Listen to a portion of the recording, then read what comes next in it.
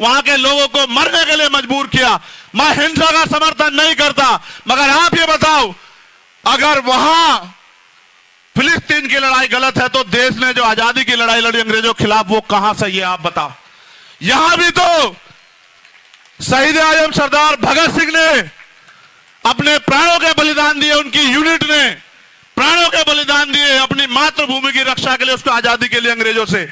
अगर आज उस बात को वो लोग गंभीरता से आगे बढ़ा रहे हैं तो मैं क्यों कहूं मैं इजराइल के साथ। मैं हर एक कमजोर के साथ हूं और मैं फिलिस्तीन के साथ हूं, मैं गारंटी से कहता हूं।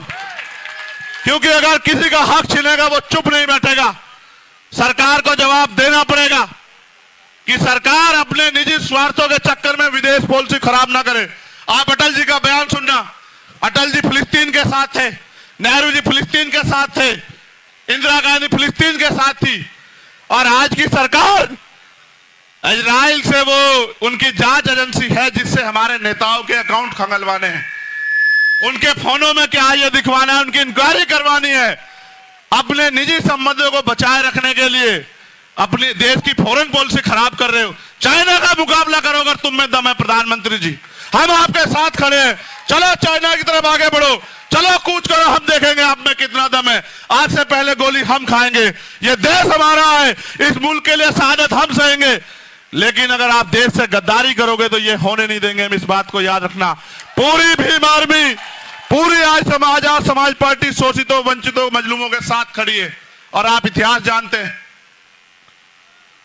कोई ऐसा मसला नहीं, चाहे पहलवानों का मसला हो, चाहे किसानों का मसला हो, चाहे सीएन पर एनआरसी का मसला हो, कोई ऐसा मसला नहीं जिसमें हमने कमजोरों का साथ नहीं दिया। क्योंकि मेरे बाद आप लोग आज के जो अध्यक्ष हैं इस सभा के, उनको सुनेंगे, और मैं आग्रह करूंगा भीम आर्मी के नौजवान साथियों से, मैं आज उनको सुनने के लिए बड़े मन से आया जब वो अपनी बात रखे। और मैं जानता हूं मीडिया के साथी इस बात पे जरूर ध्यान करें मेरी। जैसे हमारे देश के प्रधानमंत्री जी को इजराइल दिखाई दिया, उनको मणिपुर दिखाई नहीं देता। और मणिपुर छोड़िए, पूरे देश में जो कमजोर वर्गों पर हिंसा हो रही है वो दिखाई नहीं देती उनको। सरकारी कर्मचारी बड़ा आंदोलन कर रहे थे दिल्ली में कि हमें पेंशन दो, नौजवान सड़कों पे है, रोजगार नहीं है, महंगाई बेरोजगारी ने कमर तोड़ दी है, कोई कहने वाला नहीं है। और आज सरकार कह रही है कि हम इजराइल के साथ।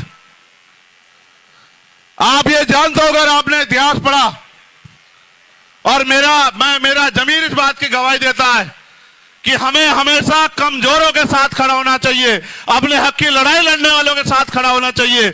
आप इतिहास उठा के देखो, अगर आप ये बात जानने का प्रयास करोगे इजराइल और फिलिस्तीन को, तो आपको पता लगेगा कि जिस तरह हमारे देश में हम लोग, इस देश के मूल निवासी, दलित, पिछड़े, आदिवासी और जो धार्मिक अल्पसंख्यक लोग हैं, वो जो बेबस लाचार हो रहे हैं अपने देश में वोट होते हुए भी, इसी तरह से इजराइल ने फिलिस्तीन की जमीन पे कब्जा किया और फिलिस्तीन के लाखों लोगों को बंदी बनाया और फिलिस्तीन को अपने देश में वहां के लोगों को मरने के लिए मजबूर किया।